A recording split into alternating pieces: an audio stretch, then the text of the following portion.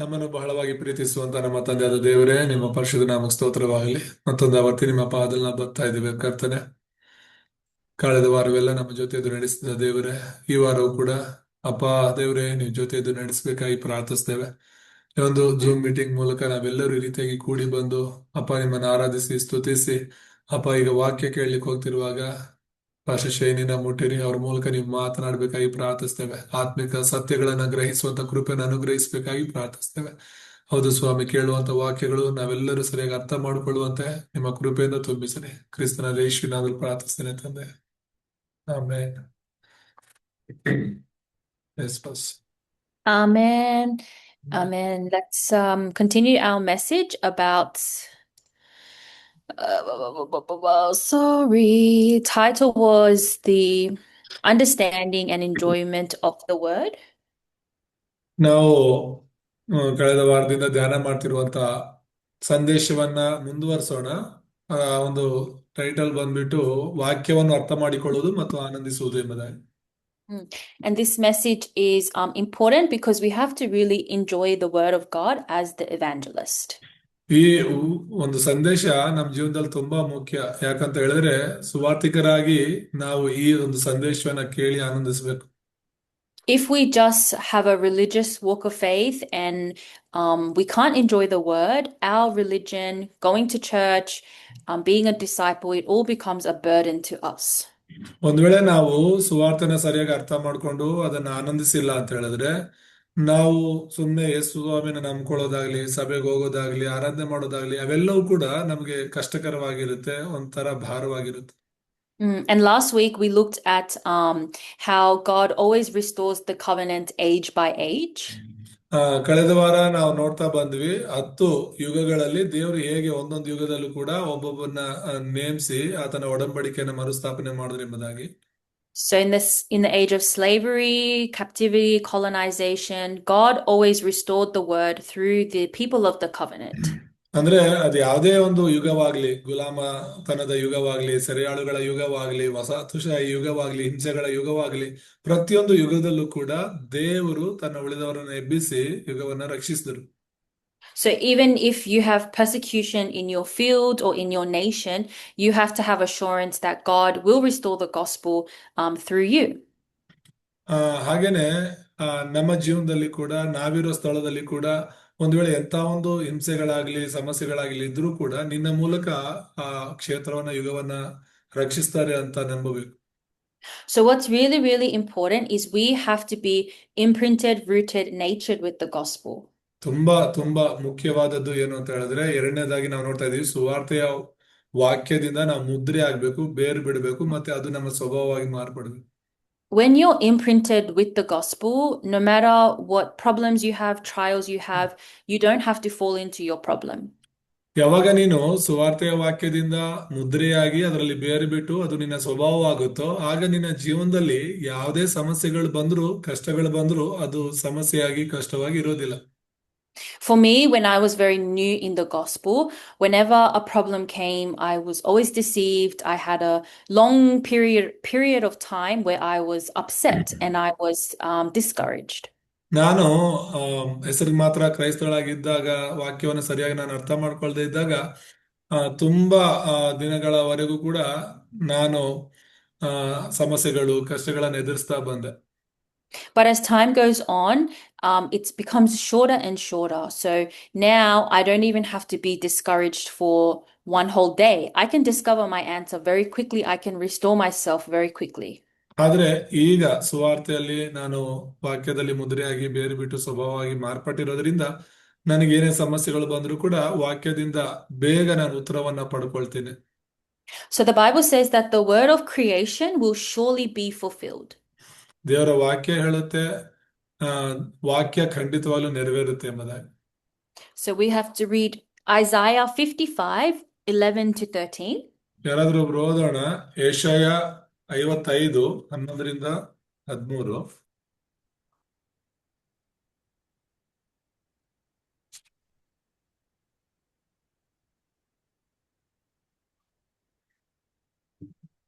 ಯೆಶಾಯ 55:11-13. ಹಾಗೆಯೇ ನನ್ನ ಬಾಯಿಂದ ಹೊರಟ ಮಾತು ನನ್ನ ಇಷ್ಟಾರ್ಥವನ್ನು ನೆರವೇರಿಸಿ ನಾನು ಉದ್ದೇಶಿಸಿದ್ದನ್ನು ಕೈಗೂಡಿಸಿದ ಹೊರತು ನನ್ನ ಕಡೆಗೆ ವ್ಯರ್ಥವಾಗಿ ಹಿಂದಿರುಗುವುದಿಲ್ಲ.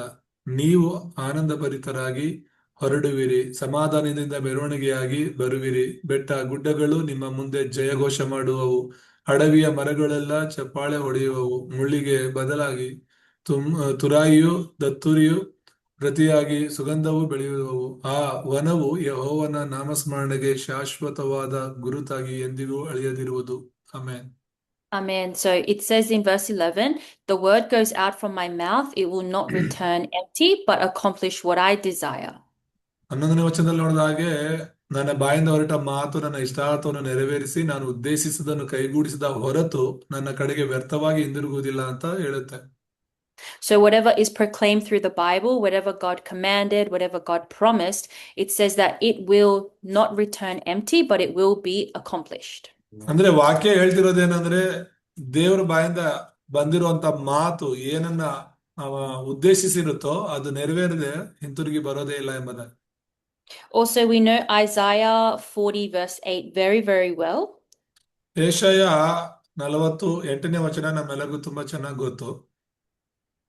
So it's about the grass withers, the flowers fall, but the word of God endures forever. ಆ ವಚನ ಹೀಗೆ ಹೇಳುತ್ತೆ, ಹುಲ್ಲು ಒಣಗಿ ಹೋಗುವುದು, ಹೂ ಬಾಡಿ ಹೋಗುವುದು, ನಮ್ಮ ದೇವರ ಮಾತು ಸದಾಕಾಲವಿರುವುದು ಅಂತ. Amen. So even though the world is fading away, the world has a lot of destruction, a lot of problems, curses, and disasters, the word of God endures forever. ಈ ಲೋಕದಲ್ಲಿ ನಮಗೆ ಎಷ್ಟೇ ಕಷ್ಟ, ಸಮಸ್ಯೆ, ಹಿಂಸೆಗಳಿದ್ರೂ ಕೂಡ, ಏನಿದ್ರು ಏನಿಲ್ಲ ಅಂದ್ರೂ ಕೂಡ ದೇವರ ವಾಕ್ಯ ಸದಾಕಾಲ ಇರುತ್ತೆ. So you have to remember, when you hold on to the word of God, you're holding on to the eternal word, the word that can never be changed. ನಾವು ಈ ದೇವರ ವಾಕ್ಯವನ್ನ, ಶಾಶ್ವತ ವಾಕ್ಯವನ್ನ, ಎಂದಿಗೂ ಬದಲಾಗದ ವಾಕ್ಯವನ್ನ ಹಿಡ್ಕೋಬೇಕು. Also, you have to realize the word of God very quickly. ನಾವು ಈ ದೇವರ ವಾಕ್ಯವನ್ನ ಬೇಗ ಅರಿತುಕೊಳ್ಬೇಕು. What I mean is, you know this covenant, you know this gospel, but if you just know it as your head knowledge, but you don't truly understand, you don't truly enjoy, you lose hold of the covenant. Pardon me? This word of God that was given to us, if you don't hold on to it, if you don't enjoy it, you lose hold of the covenant. ದೇವರ ವಾಕ್ಯ ನಮ್ಗೇನ್ ಕೊಡಲ್ಪಟ್ಟಿದೆ ಅದನ್ನ ನಾವು ಅರ್ಥ ಮಾಡ್ಕೊಂಡಿಲ್ಲ, ಹಿಡ್ಕೊಂಡಿಲ್ಲ ಅಂತ ಹೇಳಿದ್ರೆ ಅದರಿಂದ ಸಿಗುವಂತ ಕೃಪೆಯನ್ನ, ಆಶೀರ್ವಾದವನ್ನ ನಾವು ಕಳ್ಕೊಂತೀವಿ. For example, Moses, he realized when he was 80, he realized God's covenant. ಉದಾಹರಣೆಗೆ ಮೋಶೆ 80 ವರ್ಷದವನಾಗಿದ್ದಾಗ ದೇವರ ಒಡಂಬಡಿಕೆಯನ್ನ ಅರ್ಥ ಮಾಡ್ಕೊಂಡು. But our remnants, our disciples, you don't have to wait until you're 80. You don't have to waste time. Just hold on to the eternal word of God right now. ಇಲ್ಲಿರುವಂತ ಉಳಿದವರು, ಸೇವಕರು, ನೀವು ನಿಮ್ಮ ಸಮಯವನ್ನ ಮೋಶೆ ಹಾಗೆ ಅಷ್ಟೊಂದು ಕಾಯೋದು, ವ್ಯರ್ಥ ಮಾಡ್ಕೊಳ್ಳೋದು ಅವಶ್ಯಕತೆ ಇಲ್ಲ. ಚಿಕ್ಕ ವಯಸ್ಸಲ್ಲೇ ನೀವು ಆ ಒಡಂಬಡಿಕೆ ಹಿಡ್ಕೊಳ್ಬಹುದು. Also, there's the word in Matthew 5:17 to 18. ಇನ್ನೊಂದು ವಚನ ಕೂಡ ನಾವು ಓದ್ಬೋದು, ಮತ್ತಾಯ 5:17-18. ಮೋಶೆಯ ಧರ್ಮಶಾಸ್ತ್ರವನ್ನಾಗಲಿ ಪ್ರವಾದಿಗಳ ವಚನಗಳನ್ನಾಗಲಿ ತೆಗೆದು ಹಾಕುವುದಕ್ಕೆ ನಾನು ಬಂದೆನೆಂದು ನೆನೆಸಬೇಡಿರಿ. ತೆಗೆದು ಹಾಕುವುದಕ್ಕೆ ಬಂದಿಲ್ಲ, ನೆರವೇರಿಸುವುದಕ್ಕೆ ಬಂದಿದ್ದೇನೆ. ನಿಮಗೆ ಸತ್ಯವಾಗಿ ಹೇಳುತ್ತೇನೆ, ಆಕಾಶವು ಭೂಮಿಯು ಅಳಿದು ಹೋಗುವ ತನಕ ಧರ್ಮಶಾಸ್ತ್ರವೆಲ್ಲ ನೆರವೇರಿದ ಹೊರತು ಅದರೊಳಗಿಂದ ಒಂದು ಸೊನ್ನೆಯಾದರೂ ಒಂದು ಗುಡುಸಾದರೂ ಅಳಿದು ಹೋಗಲಾರದು. Amen. Amen. So Jesus really, he came to fulfill the word. He came to fulfill the law. ನಿಜವಾಗ್ಲೂ ಯೇಸು ಕ್ರಿಸ್ತನ ಈ ಲೋಕದಲ್ಲಿ ಬಂದಿದ್ದು ಆ ಒಡಂಬಡಿಕೆಯನ್ನ, ಧರ್ಮಶಾಸ್ತ್ರವನ್ನ ನೆರವೇರಿಸಿದ್ದಕ್ಕಾಗಿ ಬಂದರು. And he said that not the smallest letter, not the least stroke of a pen will disappear from the law until everything is accomplished. ಅಂದ್ರೆ ಇಲ್ಲಿ ಹೇಳಲ್ಪಟ್ಟಿರೋ ವಾಕ್ಯದ ಪ್ರಕಾರ ಒಂದು ಸೊನ್ನೆ ಆದ್ರೂ ಒಂದು ಗುಡುಸಾದ್ರೂ ಕೂಡ ಅದು ನೆರವೇರದೆ ನಾಶವಾಗಲ್ಲ ಅಂತ. So what it means is we have to really hold firm to the covenant, and we have to understand that Jesus came to fulfill the law. He didn't come to get rid of the law. ಹಾಗಾಗಿ ಇದರಿಂದ ನಾವು ಅರ್ಥ ಮಾಡ್ಕೊಳ್ಬೇಕಾದ್ರೆ ಯೇಸು ಕ್ರಿಸ್ತನು ಧರ್ಮಶಾಸ್ತ್ರವನ್ನ ತೆಗೆದುಬಿಡೋದಕ್ಕಾಗಲಿ, ದೇವರ ವಾಕ್ಯಗಳನ್ನ ತೆಗೆದುಬಿಡೋದಕ್ಕಾಗಿ ಬಂದಿಲ್ಲ, ಅವುಗಳನ್ನ ನೆರವೇರಿಸೋದಕ್ಕಾಗಿನೇ ಬಂದಿದ್ದಾರೆ. So we know the law, like the 10 commandments that Moses gave. Humankind, we can't keep those 10 commandments. ಉದಾಹರಣೆಗೆ ಧರ್ಮಶಾಸ್ತ್ರ ಅಂತ ಹೇಳಿದ್ರೆ ದೇವರು ಕೊಟ್ಟಂತ 10 ಆಜ್ಞೆಗಳನ್ನ ನೋಡ್ಬೋದು. ಆ 10 ಆಜ್ಞೆಗಳಂತೆ ನಾವು ನಡೆಯೋದು ಅಸಾಧ್ಯ. Many religions in the world, even people who don't believe in religion, they say that we have to be a good person, we shouldn't commit any sins. ಧರ್ಮಶಾಸ್ತ್ರದಲ್ಲಿ ಬರೆದಿರೋ ಹಾಗೇನೆ ಲೋಕದಲ್ಲಿರುವಂತ ಅನ್ಯ ಜನರು ಕೂಡ ಹೇಳ್ತಾರೆ, ನಾವು ಪಾಪ ಮಾಡಬಾರ್ದು, ತಪ್ಪು ಮಾಡಬಾರ್ದು, ಮೋಸ ಮಾಡಬಾರ್ದು ಅಂತ ಹೇಳಿ. But we can't be saved from being under the law, because if we are under the law, we are a sinner. ನಾವು ಧರ್ಮಶಾಸ್ತ್ರದ ಮೂಲಕ ರಕ್ಷಣೆ ಹೊಂದೋದಕ್ಕೆ ಆಗೋದಿಲ್ಲ. ಒಂದು ವೇಳೆ ಧರ್ಮಶಾಸ್ತ್ರದ ಒಳಗಡೆ ಇದ್ರೂ ಕೂಡ ನಾವು ಪಾಪಿಗಳಾಗೇ ಇರ್ತೀವಿ. That's why Jesus says, I didn't come to get rid of the law, but I came to show you that you can't keep the law, you need a savior. ಹಾಗಾಗಿನೇ ಯೇಸು ಕ್ರಿಸ್ತನು ಹೇಳ್ತಾ ಇರೋದು, ನಾನು ಧರ್ಮಶಾಸ್ತ್ರವನ್ನ ತೆಗೆದು ಬಿಡೋದಕ್ಕೆ ಬಂದಿಲ್ಲ, ಅದನ್ನ ನೆರವೇರಿಸೋದಕ್ಕಾಗಿ ಬಂದಿದ್ದೀನಿ. ಯಾಕಂದ್ರೆ ನೀವ್ಯಾರು ಅದನ್ನ ಪಾಲಿಸೋದಕ್ಕೆ ಆಗೋದಿಲ್ಲ ಅಂತ. And also the word of God has to give us healing in Hebrews 4:12. ಮತ್ತೆ ಆ ದೇವರ ಒಡಂಬಡಿಕೆ ಅನ್ನೋದು ನಮಗೆ ಸ್ವಸ್ಥತೆಯನ್ನು ಕೊಡುತ್ತೆ. ಇಬ್ರಿಯರಿಗೆ 4ನೇ ಅಧ್ಯಾಯ 12ನೇ ವಚನ.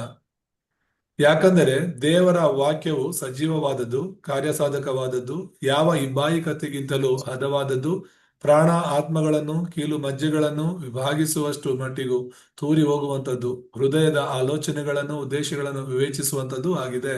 Amen. Amen. So we believe in a living word. The word is alive and active. It's not a dead word. ನಾವು ನಂಬ್ತಿರುವಂತ ವಾಕ್ಯ ಅದು ಸಜೀವವಾದದ್ದು, ಅದು ಸತ್ತಂತ ವಾಕ್ಯ ಅಲ್ಲ. And it says that the word can give us healing. It's really important. We have to receive healing of our scars through the word of God. ನಾವು ಈ ವಾಕ್ಯದಲ್ಲಿ ನೋಡಿದ್ದು, ನಮಗೆ ಈ ವಾಕ್ಯ ಗುಣಪಡಿಸುತ್ತೆ ಅಂತ ಹೇಳ್ಬಿಟ್ಟು, ಖಂಡಿತವಾಗ್ಲೂ ನಮ್ಮೆಲ್ಲ ಗಾಯಗಳಿಗೆ ವಾಕ್ಯದಿಂದ ಗುಣ ಹೊಂದ್ಕೋಬೇಕು. So all of us have scars. We have scars from our family. We have scars from our school. We have scars from society. ಎಲ್ಲರಿಂದ, ಒಂದು ನಮ್ಮ ಕುಟುಂಬದವರಿಂದಲೋ ಅಥವಾ ನಮ್ಮ ಸ್ಕೂಲ್ ಕಾಲೇಜುಗಳಿಂದಲೋ ನಾವಿರೋ ಸಮಾಜದಿಂದಲೋ ನಮ್ಮೆಲ್ಲರಿಗೂ ಕೂಡ ಒಂದಲ್ಲ ಇನ್ನೊಂದು ರೀತಿಯಲ್ಲಿ ಗಾಯಗಳಾಗಿರುತ್ತೆ. But you have to see how Satan tries to use your scars to give you unbelief, give you doubt, and make you turn away from the word of God. ಆದ್ರೆ ಆ ಒಂದು ಗಾಯವನ್ನು ಇಟ್ಕೊಂಡು ಸೈತಾನನು ಹೇಗೆ ನಮ್ಮನ್ನ ದೇವರಿಂದ, ದೇವರ ಒಡಂಬಡಿಕೆಯಿಂದ ದೂರವಾಗೋದಕ್ಕೆ ಮಾಡ್ತಾನೆ. But when you listen to the word of God, when you listen to the word of Christ, you have to realize many things and receive healing from your scars. ನೀನು ದೇವರ ವಾಕ್ಯವನ್ನ ಕೇಳುವಾಗ, ದೇವರ ಒಡಂಬಡಿಕೆಯನ್ನ ಕೇಳುವಾಗ ನಿನ್ನ ಒಂದು ಗಾಯಕ್ಕೆ ಸ್ವಸ್ಥತೆಯನ್ನ ಹೊಂದ್ಕೊಳ್ತೀಯ. So actually, when we listen to the message, we have to be kind of searching, anticipating, waiting for some kind of answer from the message.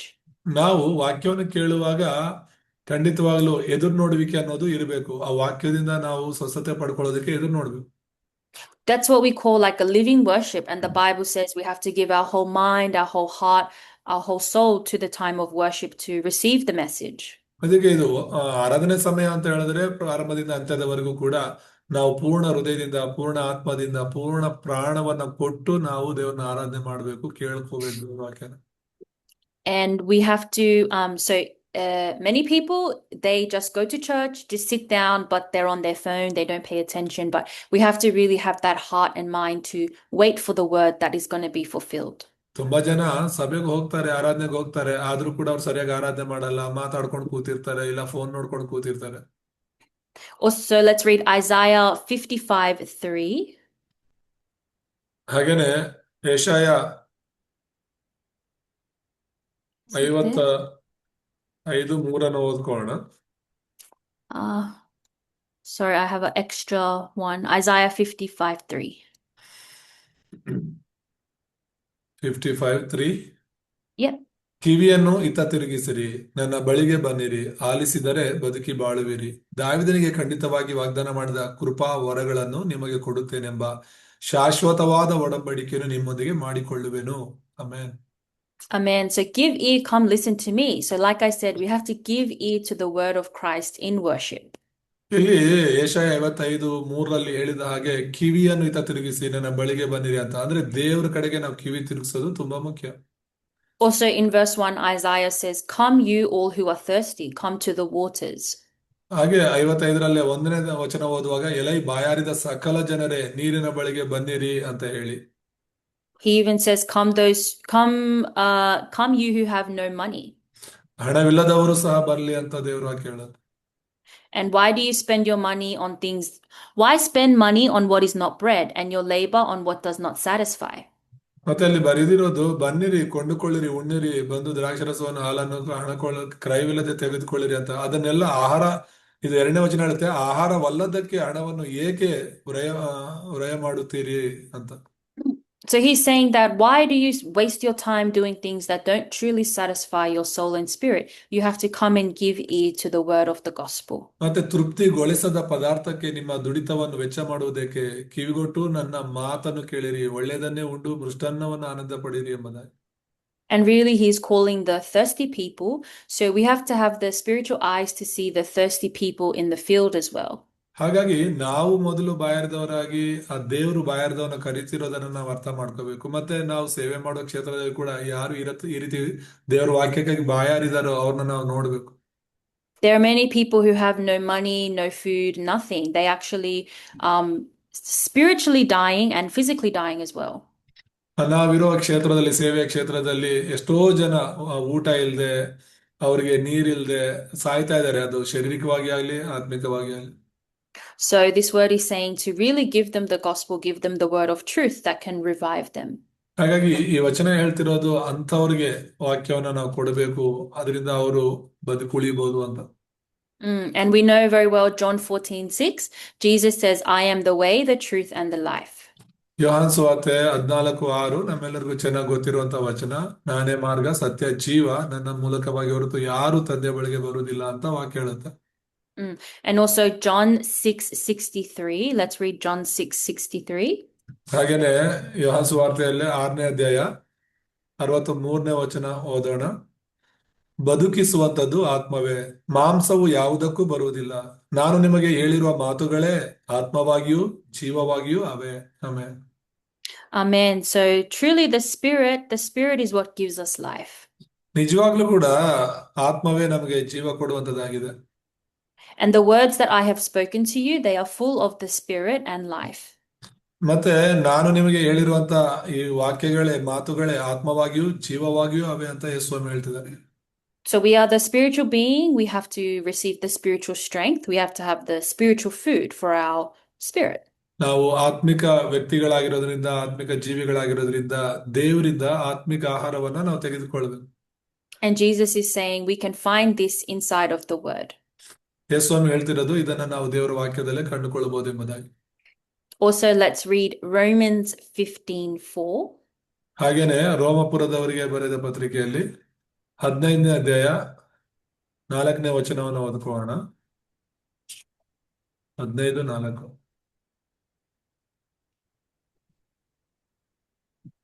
ಪೂರ್ವದಲ್ಲಿ ಬರೆದಿದ್ದೆಲ್ಲ ನಮ್ಮನ್ನು ಉಪದೇಶಿಸುವುದಕ್ಕಾಗಿ ಬರೆಯಲ್ಪಟ್ಟಿತು. ನಾವು ಓದಿ ಸ್ಥಿರಚಿತ್ತವನ್ನು, ಆದರಣೆಯನ್ನು ಹೊಂದಿ ರಕ್ಷಣೆಯ ನಿರೀಕ್ಷೆಯುಳ್ಳವರಾಗಿರುವಂತೆ ಆ ಗ್ರಂಥಗಳು ಬರೆಯಲ್ಪಟ್ಟವು. Amen. Amen. So through the scriptures, we can find our true comfort, our true hope. ನಿಜವಾಗ್ಲೂ ದೇವರ ವಾಕ್ಯದಿಂದಲೇ ನಾವು ಆಧರಣೆಯನ್ನ, ಸ್ಥಿರಚಿತ್ತವನ್ನ ಪಡ್ಕೊಳ್ಬಹುದು. Last week we looked at the flow of the gospel through the ages, in the age of colonization, slavery, persecution. ನಾವು ಕಳೆದ ವಾರ ಪ್ರತಿಯೊಂದು ಯುಗದಲ್ಲೂ ಕೂಡ ದೇವರ ವಾಕ್ಯದ ಹರಿವನ್ನ ನೋಡಿದ್ವಿ. ಅದು ಗುಲಾಮತನದ ಯುಗವಾಗಿರ್ಬೋದು, ಮತ್ತೆ ಸೆರೆಯಾಳುಗಳ ಹರಿವಾಗಿರ್ಬೋದು, ಇದು ಯುಗವಾಗಿರ್ಬೋದು. ಆ ಯುಗದಲ್ಲಿ ದೇವರ ಒಡಂಬಡಿಕೆ ಹರಿವನ್ನ ನೋಡಿದ್ವಿ. And history is always repeating itself. So Satan, he always tries to cut off the covenant age by age. ಚರಿತ್ರೆ ಅನ್ನೋದು ಮರುಕಳಿಸ್ತಾನೆ ಇರುತ್ತೆ. ಆ ಯುಗಗಳಲ್ಲಿ ಸೈತಾನನು ಹೇಗೆ ಮಾಡೋದ್ನೋ ಹಾಗೆ ಈ ಕಾಲದಲ್ಲೂ ಕೂಡ ದೇವರ ಒಡಂಬಡಿಕೆಯಿಂದ ನಮ್ಮನ್ನ ದೂರ ಮಾಡ್ಲಿಕ್ಕೆ ಪ್ರಯತ್ನ ಮಾಡ್ತಿದ್ದಾನೆ. And the disciples, they faced the persecution. They were like the outcasts in society. They suffered. They were even, beaten for the gospel. ಮತ್ತೆ ನಾವು ನೋಡ್ತಿದೀವಲ್ಲ, ಈ ಒಂದು ಸುವಾರ್ತೆಗೋಸ್ಕರ, ವಾಕ್ಯಕ್ಕೋಸ್ಕರ ಎಷ್ಟೋ ಜನ ಹಿಂಸೆನ ಅನುಭವಿಸ್ತಿದ್ದಾರೆ, ಹೊಡಿತಿದ್ದಾರೆ, ಮತ್ತೆ ಅವರ ಒಂದು ಸಮಾಜದಿಂದ ದೂರ ಮಾಡ್ತಿದ್ದಾರೆ. But also the scripture shows us that even in their difficulties, they never gave up their true faith. ಆದ್ರೆ ವಾಕ್ಯಗಳು ಹೇಳೋದೇನು ಗೊತ್ತಾ, ಅಂತ ಪರಿಸ್ಥಿತಿಗಳಲ್ಲೂ ಕೂಡ ಅವ್ರು ಯಾರು ಅವರ ನಂಬಿಕೆಯನ್ನ ಬಿಟ್ಕೊಟ್ಟಿಲ್ಲ ಅಂತ. That's why through the scriptures we can have endurance, the endurance to continue our faith even though we have difficulties as well.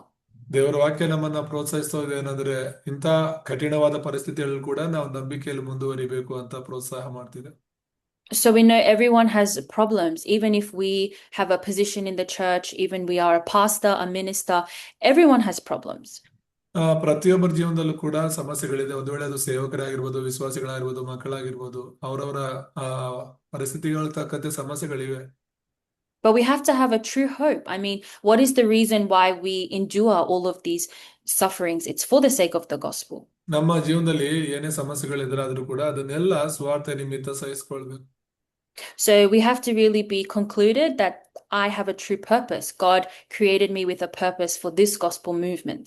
ಅಂದ್ರೆ ದೇವರು ನನ್ನನ್ನ ಈ ಒಂದು ಸುವಾರ್ತೆಯ ಚಳುವಳಿಗೋಸ್ಕರನೇ ಸೃಷ್ಟಿ ಮಾಡಿದ್ದಾರೆ ಅಂತ ನಾವು ಅದನ್ನ ಅರ್ಥ ಮಾಡ್ಬೇಕು. Even though Satan tries to shake us, deceive us, when we hold on to the word, we can be, firm like the anchor. ಇಂಥ ಪರಿಸ್ಥಿತಿಗಳಲ್ಲಿ ಕೂಡ ನಾವು ಯಾವಾಗ ದೇವರ ಒಡಂಬಡಿಕೆನ ಬಲವಾಗಿ ಹಿಡ್ಕೊಳ್ತೀವೋ ಆಗ ಆ ಒಂದು ಬಲವಾಗಿ ನಾವು ನಿಲ್ಲಬಹುದು. Also, the Bible talks about the end days, the end times. 1 Corinthians 10:11. ಮತ್ತೆ ಆ ಕೊನೆಯ ದಿನಗಳ ಬಗ್ಗೆ ದೇವರ ವಾಕ್ಯ ನಮಗೆ ತಿಳಿಸುತ್ತೆ. Sorry, I have an extra Bible verse. 1 Corinthians 10:11. 1 ಕೊರಿಂಥ 10:11ನೇ ವಚನ. ಅವರಿಗೆ ಸಂಭವಿಸಿದ ಈ ಸಂಗತಿಗಳು ನಿದರ್ಶನ ರೂಪವಾಗಿವೆ ಮತ್ತು ಯುಗಾಂತ್ಯಕ್ಕೆ ಬಂದಿರುವವರಾದ ನಮಗೆ ಬುದ್ಧಿವಾದಗಳಾಗಿ ಬರೆದವೆ. Amen. Amen. So the Bible as well, another reason for the Bible is also to give us the warning of the end ages that is coming. ಅಷ್ಟಕ್ಕೆ ಮಾತ್ರನೇ ಅಲ್ಲ ವಾಕ್ಯ ಬರೆಯಲ್ಪಟ್ಟಿರೋದು, ಅಂದ್ರೆ ಯುಗದ ಅಂತ್ಯದಲ್ಲಿರುವ ನಮಗೂ ಕೂಡ ಬುದ್ಧಿವಾದಗಳಾಗಿ ಈ ವಚನಗಳೆಲ್ಲ ಬರೆಯಲ್ಪಟ್ಟಿವೆ. And it's not the like warning to give us fear, but rather we have to preach the gospel more in the end times. ಈ ಯುಗಾಂತದಲ್ಲಿ ಸಮಸ್ಯೆಗಳು ಹಿಂಸೆಗಳು ಜಾಸ್ತಿ ಆಗುತ್ತೆ ಅಂತ ನಮ್ಮನ್ನ ಎಚ್ಚರಿಸೋದಕ್ಕಲ್ಲ, ಈ ಯುಗದಲ್ಲೂ ಕೂಡ ಸುವಾರ್ತೆ ಬೇಕಾಗಿದೆ, ಅದನ್ನ ನಾವು ಸಾರಬೇಕಾಗಿದೆ ಅಂತ ತಿಳಿಸೋದಕ್ಕಾಗಿ ಬರೆಯಲ್ಪಟ್ಟಿದೆ. Also one more, 2 Peter 2:1. ಹಾಗೇನೆ 2 ಪೇತ್ರ 2:1 ಓದ್ಕೊಳ್ಳೋಣ. 2 Peter 2:1.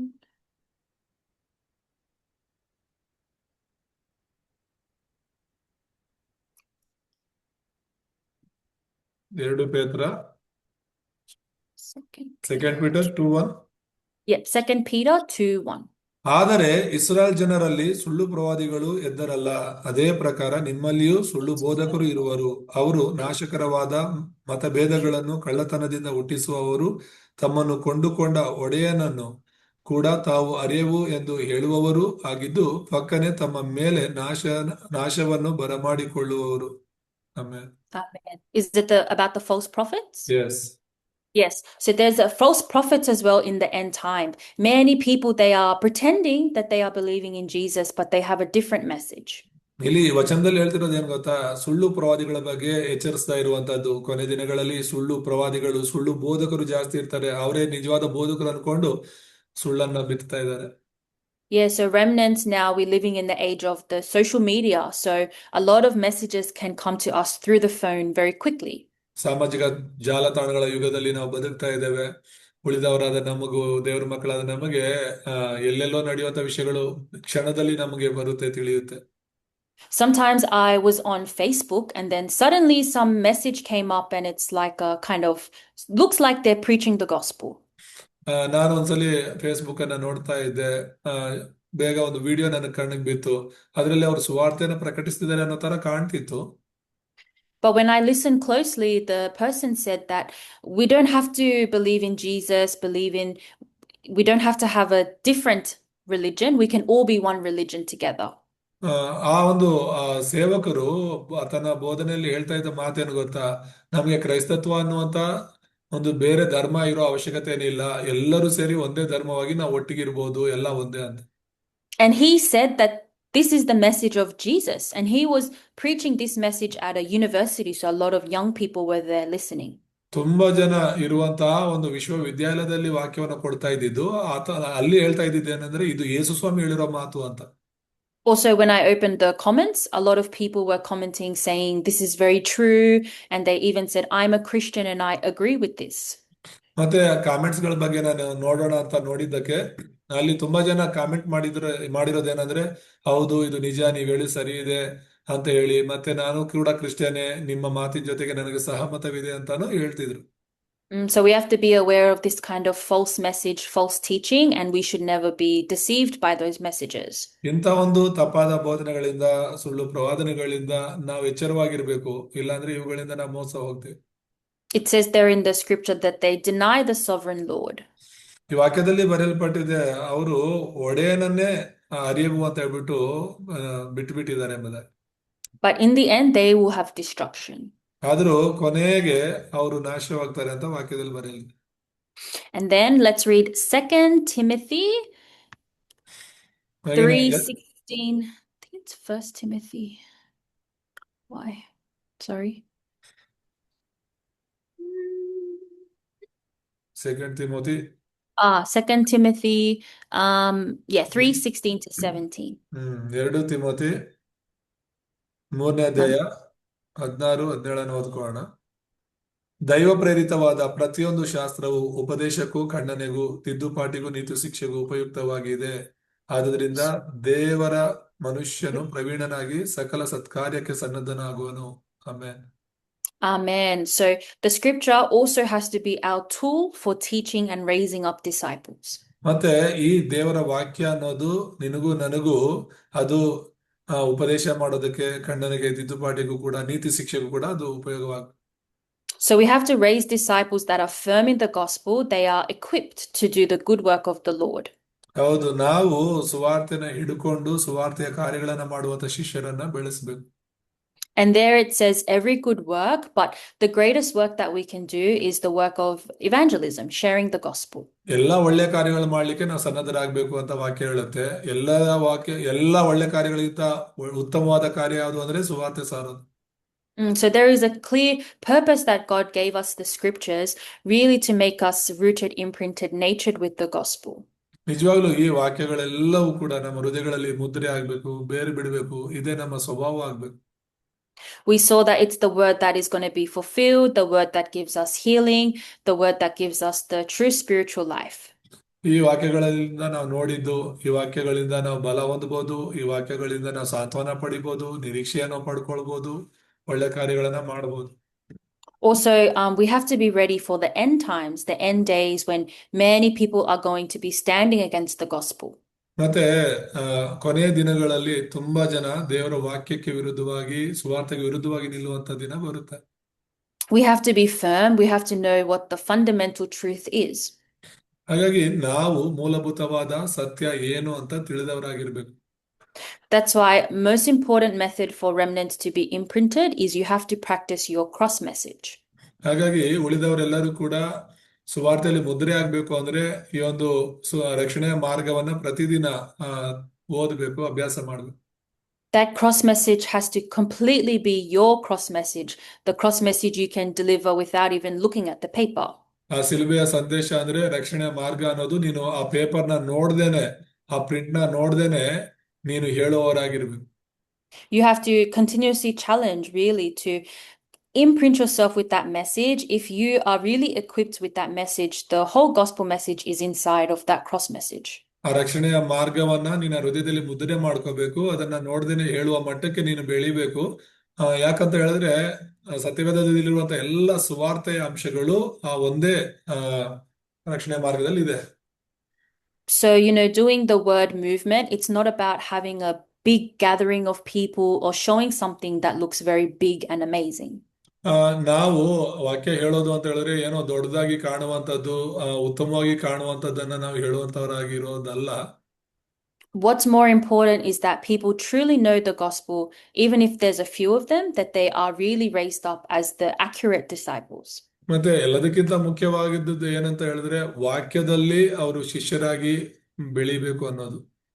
So even upon this meeting, even though it's not a very big meeting, but you guys continuously have joined for years and years, and that's what God truly wants, is for us to be equipped with the word of God. ಇದೇನು ದೊಡ್ಡ meeting ಅಲ್ಲ ನಾವು ನಡೆಸ್ತಿರೋದು, ಪ್ರತಿ ವಾರ ಶನಿವಾರ ನಡೆಸ್ತಿರುವಂತ ಈ meeting. ಆದ್ರೂ ಕೂಡ ಈ ಮೀಟಿಂಗ್ ಅಲ್ಲಿ ನೀವು ಸತತವಾಗಿ ವರ್ಷಾನುಗಟ್ಲೆ ಜಾಯ್ನ್ ಆಗ್ತಾ ಬಂದಿದ್ದೀರಾ. ಇದೇ ದೇವ್ರಿಗೆ ಬೇಕಾಗಿರುವಂತದ್ದು. So we're equipping ourselves so that whenever God has a time for us to share the gospel or really break down the forces of darkness, we are prepared, we are ready. ಆ ದೇವರು ನಮಗೆ ಗೊತ್ತಿಲ್ಲದೆ ನಮ್ಮನ್ನ ಸಿದ್ಧಪಡಿಸ್ತಿದ್ದಾರೆ. ಆ ಸಮಯ ಅಂತ ಬರುತ್ತೆ, ಯಾವಾಗ ಆ ಕತ್ತಲೆ ಆವರಿಸ್ಕೊಳ್ಳುತ್ತೋ, ಆ ಸಮಯದಲ್ಲಿ ಸುವಾರ್ತಿಕರು ಬೇಕು ಅಂತ ಆ ಅನ್ಸುತ್ತೋ, ಆ ಸಮಯದಲ್ಲಿ ದೇವ್ರು ನಮ್ಮನ್ನು ಉಪಯೋಗಿಸ್ತಾರೆ. So I really hope that the word of God is our greatest joy, our greatest comfort and hope, but also our tool to stand against Satan. ಮತ್ತೆ ಆ ದೇವರ ವಾಕ್ಯ ನಮಗೆ ಆ ಪ್ರೋತ್ಸಾಹಿಸುವಂತದ್ದು, ನಮ್ಮ ನಿರೀಕ್ಷೆ, ನಮ್ಮ ಬಲವಾಗಿದೆ ಅಂತ ಹೇಳಿ ನಾನು ನಂಬ್ತೇನೆ. Amen. So let's conclude the message with the prayer. ಪ್ರಾರ್ಥನೆ ಮಾಡಿ ನಾವು ಮುಗಿಸ್ಕೊಳ್ಳೋಣ. ನಮ್ಮನ್ನು ಬಹಳವಾಗಿ ಪ್ರೀತಿಸುವಂತ ನಮ್ಮ ತಂದೆಯ ದೇವ್ರೆ, ಮತ್ತೊಂದು ಆವರ್ತಿ ನಾವು ನಿಮ್ಮ ಸನ್ನಿಧಿಯಲ್ಲಿ ಬರ್ತಾ ಇದ್ದೇವೆ. ಇದುವರೆಗೂ ನಮ್ಮನ್ನು ನಡೆಸಿದ ದೇವ್ರೆ, ನಿಮ್ಮ ವಾಕ್ಯವೇ ನಮ್ಮನ್ನ ಬಲಪಡಿಸುವಂತದ್ದು, ಆಧರಿಸುವಂತದ್ದು. ಅಪ್ಪ, ನಿಮ್ಮ ಸರಿಯಾದ ಸುವಾರ್ತೆಯ ಒಡಂಬಡಿಕೆಯಿಂದ ನಾವೆಲ್ಲರೂ ಮುದ್ರೆಯಾಗಿ ಆ ವಾಕ್ಯದಲ್ಲಿ ನಾವು ಬೇರ್ಬಿಟ್ಟು, ಅಪ್ಪ, ಆ ವಾಕ್ಯವೇ ನಮ್ಮ ಸ್ವಭಾವವಾಗಿ ಮಾರ್ಪಡುವಂತೆ ಸಹಾಯ ಮಾಡು. ಕೇಳಿದಂತ ವಾಕ್ಯಗಳನ್ನ ನಾವು ಕಳ್ಕೊಳ್ಳದೆ, ಅಪ್ಪ ದೇವರೇ, ಅವುಗಳನ್ನ ಬಲವಾಗಿ ಹಿಡ್ಕೊಂಡು ದೇವರೇ, ನಮ್ಮನ್ನು ನಾವು ಶಿಷ್ಯರಾಗಿ ಸಿದ್ಧರಾಗುವಂತೆ ಸಹಾಯ ಮಾಡಿ. ವಾಕ್ಯ ಹೇಳಿದಂತ ನಿನ್ನ ಮಗಳನ್ನು ಕೂಡ ಆಶೀರ್ವದಿಸು. ಕ್ರಿಸ್ತನ ಯೇಸುವಿನ ನಾಮದಲ್ಲಿ ಪ್ರಾರ್ಥಿಸಿ ಬಿಡುತ್ತೇನೆ ತಂದೆಯೇ. ಆಮೆನ್. Amen.